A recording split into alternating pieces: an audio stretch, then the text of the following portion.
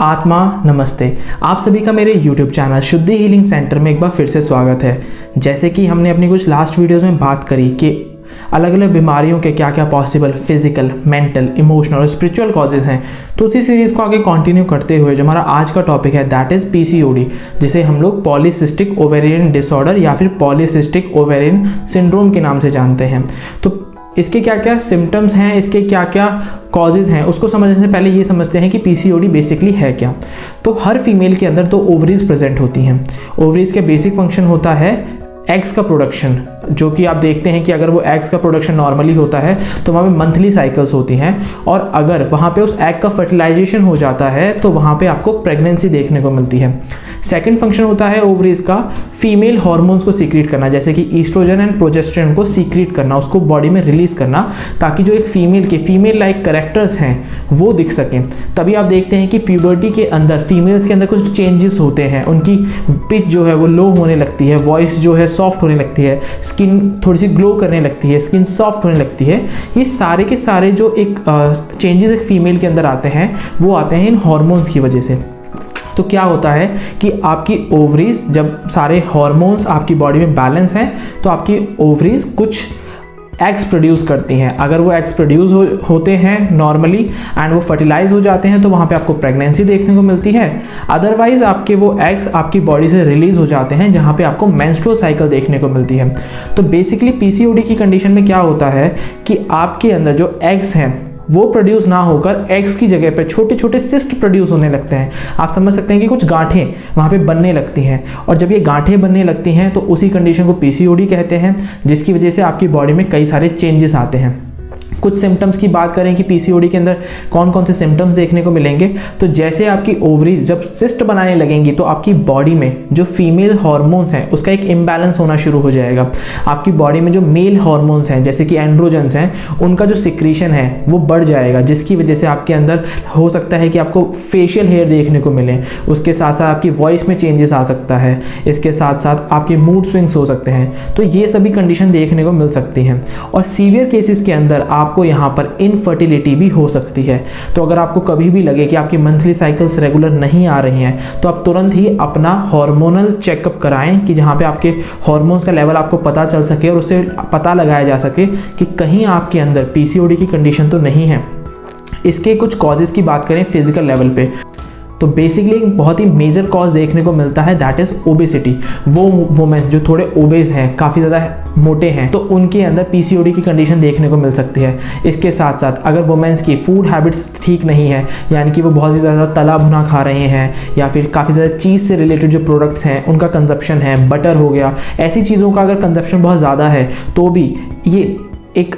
गलत food habits की वजह से भी आपके अंदर PCOD की कंडीशन देखने को मिल सकती है। इसके साथ साथ अगर आप काफ़ी ज़्यादा स्ट्रेस लेते हैं, काफ़ी ज़्यादा एंजाइटी के अंदर रहते हैं, काफ़ी ज़्यादा डिप्रेशन का कभी आपने सामना किया है, तो भी आपके अंदर over a period of time PCOD की कंडीशन डेवलप हो सकती है। वहीं अब अगर बात करें PCOD के कुछ इमोशनल कारणों की, कि इमोशनल लेवल पे क्या क्या कारण हो सकते हैं PCOD के, तो बेसिकली जो भी आपके सेक्स ऑर्गन्स हैं वो आपके सेक्स चक्रा से रिलेटेड हैं। तो अगर आपके अंदर कभी भी ये एक चीज़ आती है कि आप अपनी क्रिएटिविटी से दूर होने लगते हैं, क्रिएटिविटी डजंट मीन कि आप ड्राइंग बहुत अच्छी कर सकते हैं, आप पेंटिंग बहुत अच्छी कर सकते हैं। इट मीन्स कि आप हर एक चीज़ को एक बैलेंस्ड वे में कर सकते हैं, एक रेगुलर वे में, एक कंसिस्टेंसी के साथ कर सकते हैं, एक नए वे आउट निकाल सकते हैं आप हर एक चीज़ की। तो जब आपको लगे कि आपकी लाइफ कहीं पे स्टक हो गई है, आप चीज़ों के सॉल्यूशन निकालने में कामयाब नहीं हो पा रहे हैं, बार बार आपको फेलियर देखने को मिल रहा है, तो ये एक कारण हो सकता है इमोशनल लेवल पे, जो कि फिजिकल लेवल पर आपके अंदर PCOD की कंडीशन कॉज कर सकता है। वहीं वो वुमेन्स जो कि अपने आप को मेल से नीचे देखती हैं, जो ये सोचती हैं कि मेल्स जो हैं वो फीमेल से सुपीरियर हैं, या फीमेल जो हैं वो मेल से हमेशा नीचे ही रहेंगी, कभी इनको अपनी उस तरीके की फ्रीडम नहीं मिलेगी, तो ऐसे जब सोच विचार होते हैं तो उनका फिजिकल मैनिफेस्टेशन होता है PCOD। बेसिकली जब आप अपने फेमिनाइन कैरेक्टर को एक्सेप्ट नहीं कर पाते हैं, बार बार उन्हीं सोच विचारों में डूबे रहते हैं जो कि आपको काफ़ी ज़्यादा लो सेल्फ एस्टीम की तरफ लेके जाता है, तो over a period of time इसका एक फिजिकल मैनिफेस्टेशन हो सकता है PCOD। वहीं अब अगर हम लोग PCOD कुछ मेंटल कॉजेज़ की बात करें तो बेसिकली क्या है कि जब एक फीमेल अपने ही मस्कुलाइन नेचर को फेमिनाइन नेचर को बैलेंस नहीं कर पाते मेंटल लेवल पे, क्या होता है कि ये सोचना कि फीमेल्स की तरह रहना, फीमेल होना एक गुनाह है, एक तरीके का क्राइम है, आपको उस तरीके की फ्रीडम नहीं मिल रही है, आपको उस तरीके से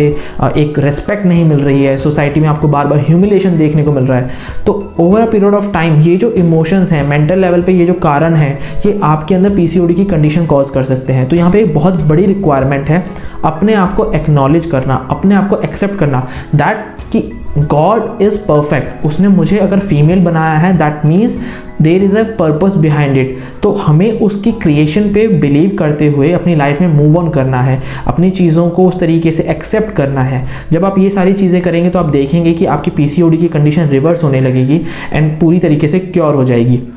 इसके साथ साथ कभी भी ये देखना कि